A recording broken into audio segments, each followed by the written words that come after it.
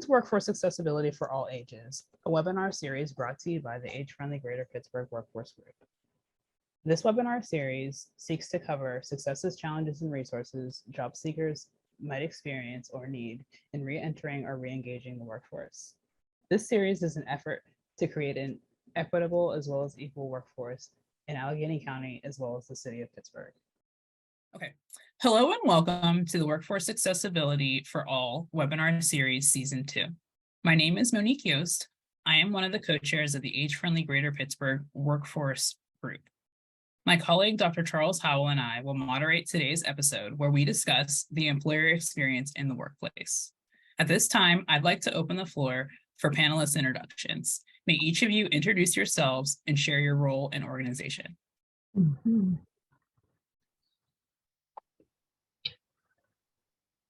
Okay, I'll go first. I am happy to be here today. My name is Kim Parilla Scalise. I am the owner of Superior Home Care. We are an in-home care provider. We've been working and serving in Allegheny County and a surrounding 5-county area for the last 21 years. And so obviously excited for our discussion today. Hi, I'm Linda Doman. I'm the Executive Director of Eastern Area Adult Services.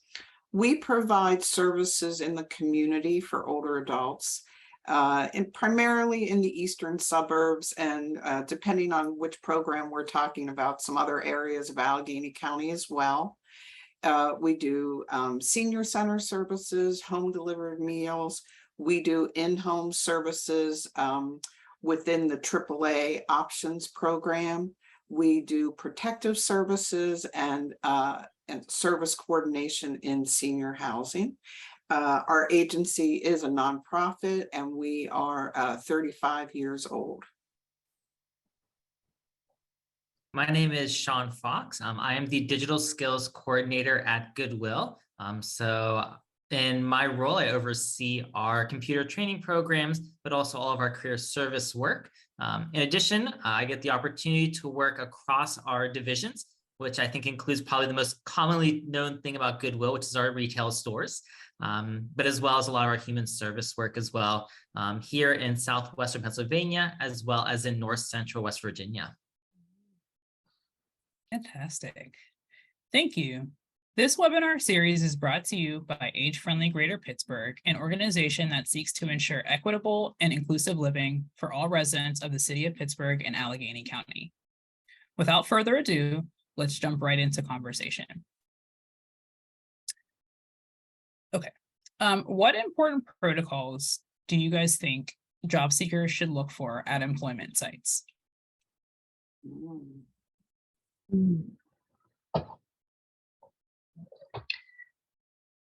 Well, Linda and Sean, you probably are the best to answer that since you actually do have some physical sites, right?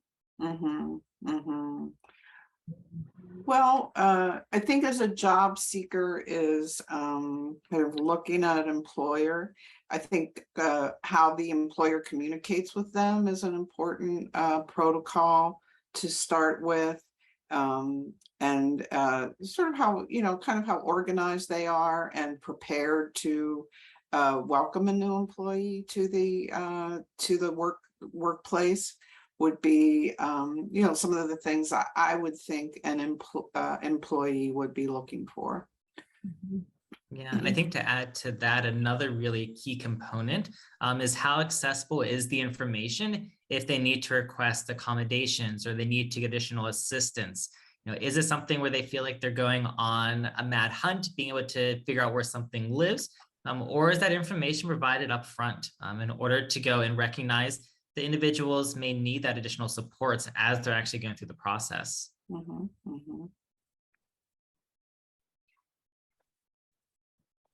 So then how do your organizations help folks that maybe need those that extra assistance? Yeah, so I would say here at Goodwill, I think one of the components that has been a lot more intentional is especially when it comes to the job seeking side, when people are looking for information about the roles, is a lot more prominent as to how to request those accommodations.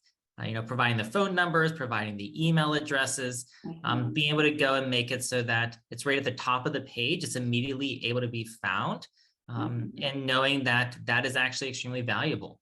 Someone can immediately recognize this organization recognizes the need for supports for individuals and is willing to be able to go and make that something that they're first and foremost going to offer. Mhm. Mhm. Several of our programs have requirements in terms of physical ability and things to actually perform the job. So, we of course utilize what the physician says about that. I think in areas that we are able to make accommodations, we do that through training, through equipment that people need.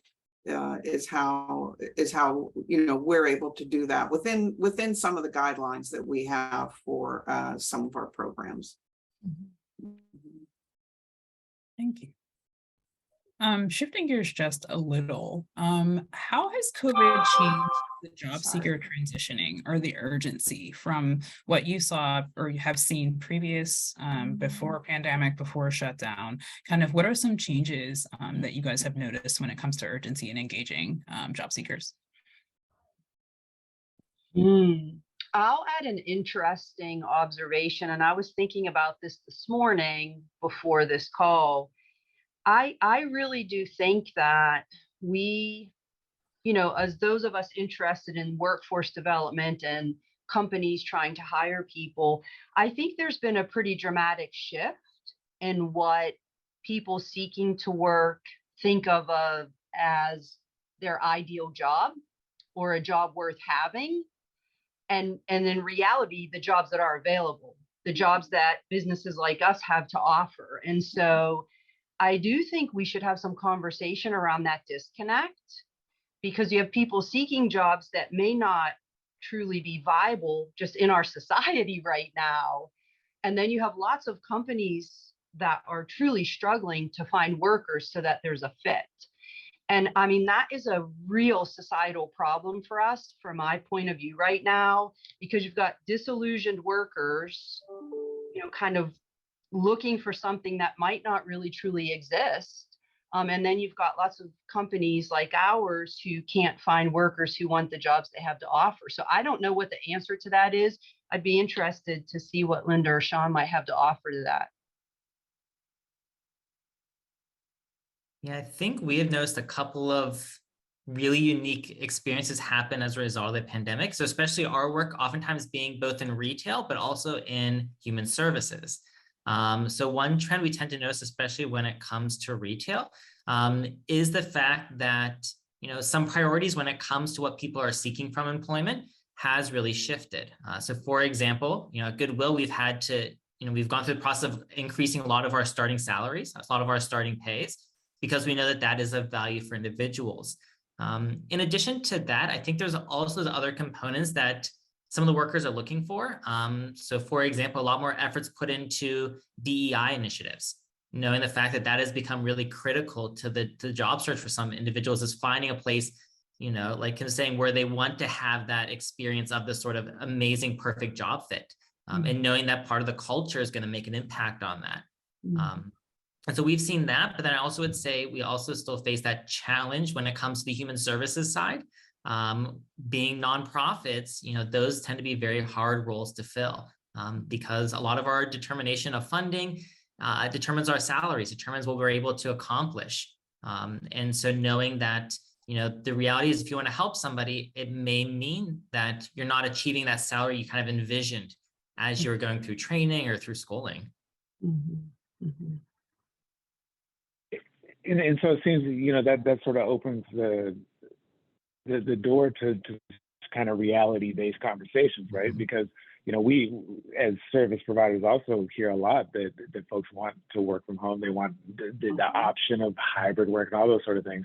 And you all that are engaged in direct care positions in particular, or service positions, it's not work that you can do in a remote kind of fashion. So how have you all changed, some of your recruiting and retention tactics to address that reality? Well, with those jobs that we can offer the hybrid experience we do. So so sort of for those like care management type positions, you know, we're able to adapt so that, you know, some of that work can be done at home instead of in the office, but the visits are still, you know, in people's homes and in person. Staff sort of, you know, some people, some new, you know, employees like that model, that they have some direct contact, but also some at home work. You know, within home care, the pandemic was really tough on us. And we lost over 50% of our workers. And it is just now for our agency that we're starting to see a little bit of an uptick in applications, just really over these past couple of months.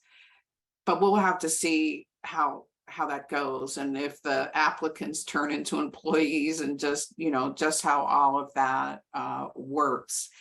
What we did during the pandemic was we allowed people leaves of absence if they felt more comfortable for a while, and brought people back. But it was really tough on those very direct care positions that are in the home all the time. But you know, I'm hopeful that what we're seeing right now is true, but I'm not sure. Yeah, I mean, I can add that it's been interesting because some of what we do, Linda does at Eastern Area, we do 100% in-home care. We actually saw all of 2022 a major uptick in applications. We easily get 40 to 50 applicants weekly, every week without exception, which was in stark contrast to, you know, 2021.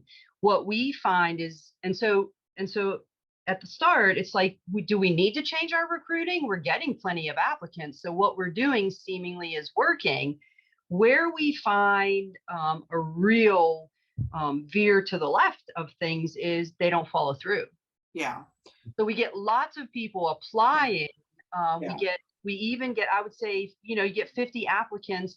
We can connect with about half of those applicants, but then getting them to show up for an in-person interview, forget it. I mean, you're lucky if you can get 4 that will actually show up. So I'm not sure if we've had to change our recruiting per se.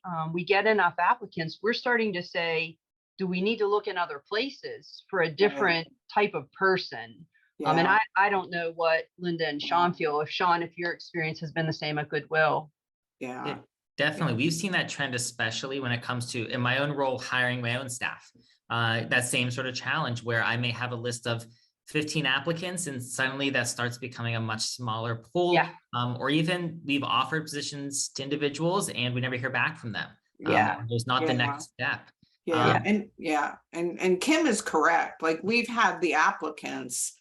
She was more clear about it. It's more the people that you get to the point that you can hire them has really, you know, has really been a challenge.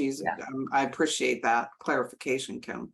And I think what we've also had to do as well is even recognize, as looking at our hiring practices, is to recognize that there can't really necessarily be delays anymore. You know, maybe someone applied and then maybe the next week or two, the manager would contact them. At this point, the trend we have noticed is, okay, someone applied today. In many ways, the expectation is they're going to get a phone call in the next day or two to be able to move on to larger steps. Absolutely. Well, and in our field, we do that. Our turnaround is within the business day. We do our initial contact. So we've been great with that. But what we are finding is, you know, we're in a highly regulated field. We're in healthcare.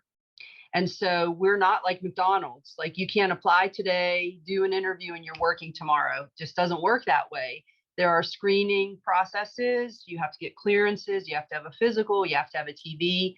And what we're finding is there are too many other options, I think, for people. When they learn I have to go through all those steps, they're just like, nope, I can make $3 more an hour at McDonald's or Sheetz. And so we're not seeing people follow through, I think, for that reason also. That's super eye-opening. Thank you.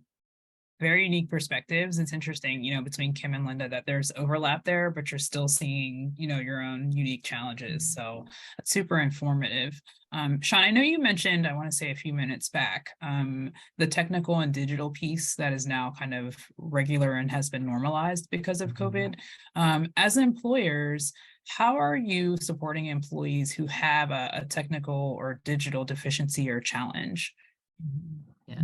So the one benefit we have is part of my department's role is to actually train staff in digital skills. And so if a staff member is coming onto a team, if they need assistance, they actually have my department to reach out to come and do a training. I did a training with a number of our store managers 2 weeks ago on using Excel. I'll be doing, I think, 3 trainings next week with some various staff in our different divisions. But the benefit is there's part of my job, part of our roles, in this part division is to go and do those trainings. And so the benefit we have is that's kind of built into our system when it comes to the work that we're able to do.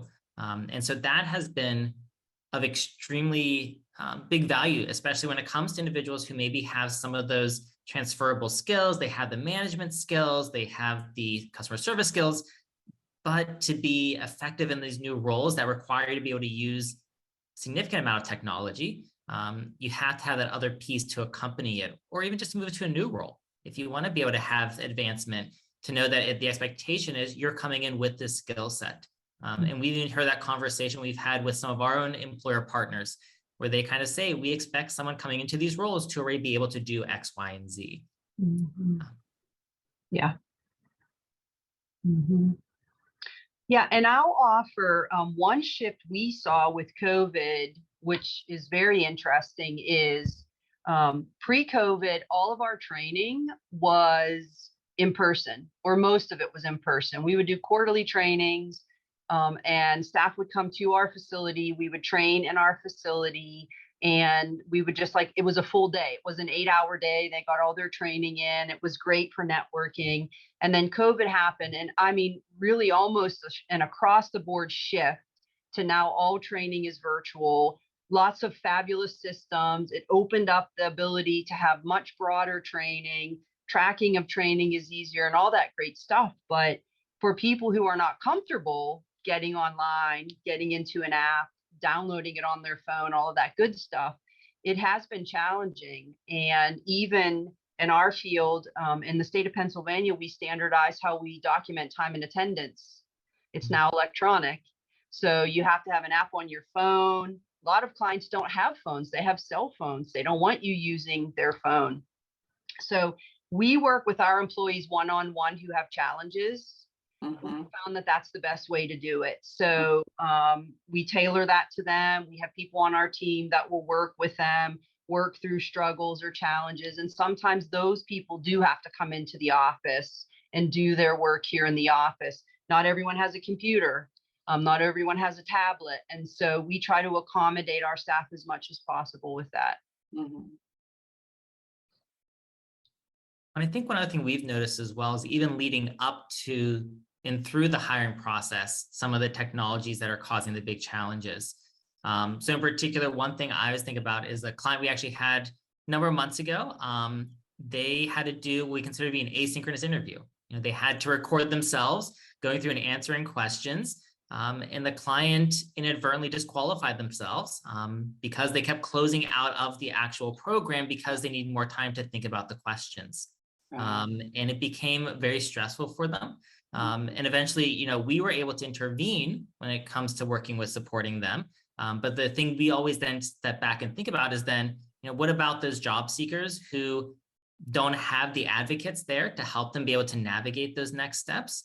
What are they able to accomplish, or how do they go about receiving that assistance? Do they know how to get a hold of the human resources department at an organization to be able to make those changes?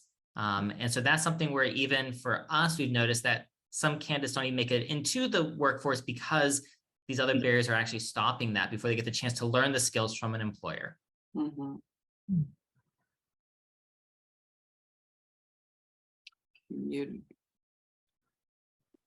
You're muted, Charles. Yay, me. Sorry. It sounds like one of the things that you are talking about is the ways in which technology has created different layers of discrimination within the workforce field, right? So, sort of broadly speaking, then, whether we're talking about your organizations and the, job seekers' desire for hybrid and remote, and et cetera, it's a skills and technology gap that creates this additional layer of hierarchy. How, broadly speaking, would you then encourage job seekers to address their own technology or skills gaps, and what resources would you direct them to so that they could be successful either with your respective organizations or with the broader marketplace? Mhm. Mhm. Yeah, I mean, I would offer that we're in an area now where it's kind of like those are prerequisites almost. You have to have basic technology awareness. You have to know how to use a smartphone, download apps. I mean, I think that kind of maybe snuck up on us over COVID and the pandemic, and where people thought they could kind of get by without dealing with that and just have a flip phone. It's just not the case now. And I mean, it's a great question because employers have to meet some of these mandates within our organizations with those Right. we're contracted with, but we're Right. not necessarily given funding to be able to train people. And so that learning curve is an expensive one. Mhm. And yeah, I guess, Charles, places like MVI are able to connect people in the community to that kind of training. So those prerequisite skills are available and that job seeker is going to fit into our organizations well. Mhm. And I think that's something that's also been critical. So at Goodwill, we do those sort of trainings. There are trainings happening with PA CareerLink, with a lot of the libraries are finally getting back to being able to have their classes again, which is exciting for us to see. But the challenge is, spreading that word and letting people know how to access the resource. So I think sometimes that even becomes the bigger challenge is someone doesn't even know it exists in the first place to know where to even begin seeking it. Or that is available to them, especially if they're individuals who don't have the funds available to pay for that training or to pay for those sort of supports. But there's a lot of being offered. And I think that's something that, as employers, I think as providers in different settings, it's something I think we're currently wrestling with making that sort of determination of how do we go and try to have these opportunities be recognized, knowing that many people were left behind with the digital divide. And I think it's knowing that it's even larger number than I think many of us even realize. And so that's something I think that is kind of that point is saying, what are the resources in our communities and how do we go and let others know that they have these supports, these systems in place that are intended to assist them. And we use in most of our programs specific software to those programs. So on the job training in those programs is provided, but it does require an initial level of competency for the position. So do you all see that responsibility to sort of help bridge that gap that we're talking about? Does that belong to the job seeker? Does it belong to employers, or does it belong somewhere else, or is it a combination? No, I would say it's a combination. Yeah, You need to hire people and they're otherwise a great fit for your organization. You're going to find a way to bridge that gap, just like the challenges of transportation or childcare. You're trying to remove those barriers so that you can have a successful hire. So I think it's a combination. It would be great if, just as Sean said, organizations like mine knew how we could refer people to resources. If we can't provide that training directly, where can we send a person? So part of their onboarding with us would be getting that training. And you would give them time, to integrate into their role while they're getting that training. I think that would be the ideal.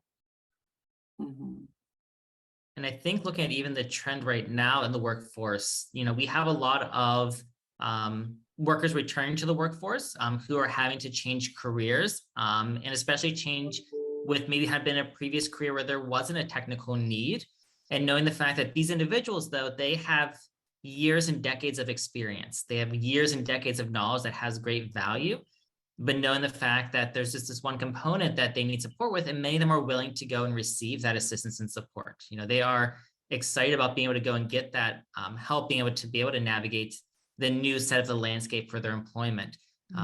But then knowing the fact that it is in many ways a sort of intentional combined effort when it comes to being able to go and say, this person has significant value to us, but we also are willing to take the time and energy to invest in them more. And I think that's what a lot of employees are looking for right now. They want to know, is this employer willing to invest in me and my goals, whatever that goal ends up being? Sure. Yeah. Shameless plug too for season 1 for this webinar series, because we actually took a couple of episodes to kind of really talk a little bit about some of those digital challenges and barriers. So I would absolutely encourage folks who are watching this webinar to take a look at the Age Friendly Greater Pittsburgh website. We have a pretty awesome one-pager that actually provides resources. I will share with all 3 folks on the call today for folks who are in need of a career link, an MBI, a specific resource that can kind of assist with that type of digital literacy and that kind of stuff. So shameless plug, but super helpful. And I think, Kim, you're bringing up lots of really great points of conversations that continue to need to be had between employers and job seekers and service providers as well. So good stuff. Thank you. You're welcome. Wanted to ask, shifting gears just a little bit. We talked about the hybrid model and how that's been kind of normalized, where it can be across a variety of career fields. How are you as employers encouraging that work-life balance, right? Whenever hybrid's already kind of baked into most options, or at least, more often than previous? Yeah. I mean, we have a lot of jobs that can't be hybrid. right. And so we try to be as flexible as we can in terms of what the preferred work schedule is. A lot of older adults who have retired but want to work part-time care a lot about maybe working 3 days a week as opposed to 5 days a week. And so we try to be as flexible as we can. We've got people who work part-time for us, but in the summer they have a softball game every Friday that we try to accommodate. So we try to be as flexible as we can, and have the schedule for them meet their needs. And everybody has different different kind of wants around time, but that's how we try to do that, is flexibility with schedule. Yeah, we do the same. And we find that we start at the beginning, screening carefully with people. We actually, in our interview process, talk specifically about work-life balance. And we say that, we're professional caregivers, and we can't be our best if we don't feel our best, if we're stressed in other areas of our life. And so we ask people specifically, how do you care for yourself? If somebody can't even come up with an answer, sometimes people are shocked. They don't even know, they don't know how to answer that question. And then others have really cultivated answers, and I know that they are aware of how important it is to take care of themselves. So we start the dialogue right in the interview process, and then we try to offer benefits to people that give them the ability to manage those life things. We have an employee assistance program that's free. We encourage people to use that. And then the other thing we do is what Linda said. We look for what we call a person's sweet spot. And so we have administrative roles, we have field roles that are direct care. So what we ask is, if you could have your ideal schedule, working in your ideal area, the days and the times that work best for you, what does that look like for you? And then we've been working very hard to match that for the person. We can't always do it 100% of the time, but if they know that we're working hard to get them in their sweet spot, it changes sort of the relationship, I would say, the dynamic between the employer and the employee. And so it doesn't work all the time, but it works most of the time for us. And people's needs change every week. It's not like we stay static, like I'm good Monday, Wednesday, and Friday, and for the rest of my life, that's what I want to work. that changes. And so we're very responsive. We ask a lot of questions all the time. We check in with our staff, and that's how we manage that.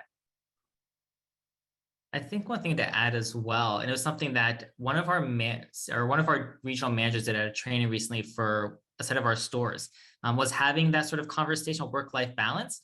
She provided everybody with the framed picture that had a bunch of different statements about things like, you are allowed to go and not check your email at night.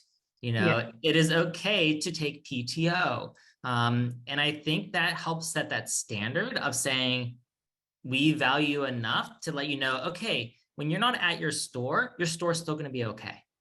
You don't have to be constantly worried about what's happening outside of that space. But I think the critical component was the regional director saying, this is what I think is important and valuable, and sharing that with the staff to then take that same sign and put that in their own break rooms, in their own spaces, to go and let that be a visible standard of, we recognize work is hard, and that there's a value to going and taking that break, that time away, that time to be able to recognize kind of your humanness and the fact that, this is something that's not your entire identity. Yeah. And so you guys, again, have highlighted one of the major reasons why we invited you to this panel. You are the kind of employers that actually care about the people that work for you, right? And that's becoming more and more and more important to people. It's not just about the paycheck. It's about those other pieces of the fullness of life that people live. It's that I work so that I can live. I don't live to work, right? So we just have a few minutes left, but if you could all just answer just quickly before we close, what's the single best piece of advice that you would give to job seekers right now? The market has changed. You all have talked about that. And so whether it's with your organization or somewhere else, what's that best piece of advice that you would offer to somebody right now? Well, I'll go first, Charles. I think what I often say to the folks that I interview is, it's a reciprocal world, right? If you're looking for certain things from an employment opportunity or a company, you first need to ask, are you giving the company those things, right? And so people often will say to me, I want to work for a company that values me and what matters to me. And so I'll ask, well, how do you show the company that you value them and what matters to them? I think it's that reciprocity that is where we win. And I think it's really hard sometimes for people to get out of their own, this is what I need, and think about, so how do I make sure I'm giving that? I think, I don't know who said this, but someone famous said, if I want to have friends, be friendly. Yeah. Right? So I think that's the thing. It's the reciprocity. Start thinking about, how am I giving to a company similar things as I want to get back from a company? Yeah. And building on that, in the interview, in the application and screening and interview process, find a way to make it personal. We're all like these, Indeed and all the other sort of, programs where you can apply. It's in a way, it's so impersonal. And so if you're an applicant really interested in an agency, really interested in the position, return phone calls, maybe reach out, through email to the agency, because it has become in a lot of ways a much more impersonal process than it was, 5-10 years ago. And I think building off when you said, Kim, with the reciprocity, I think one thing we always try to emphasize to job seekers is having some really good questions to ask the interviewer, because the goal is to make sure, is this job actually a good fit? And we always talk about the fact that interviewing is time consuming, it's stressful, it is, probably most of us do not spend our days doing. But the thing is asking those questions to see, is this the place that is going to be that really good experience? And having good questions to ask the interviewer, that maybe makes the interviewer think a little bit. I definitely have had candidates ask me questions. I'm like, that's a really great question. Let me think about that for a second. And I think that also kind of helps build that relationship, and also helps show the applicant that they're actually interested in the role. They want to know more about it. They have those questions. But the important thing is taking the time before the interview even starts to at least start thinking about some of those. What are the things you really want to know about this company, before you show up for day one? Yeah. Perfect.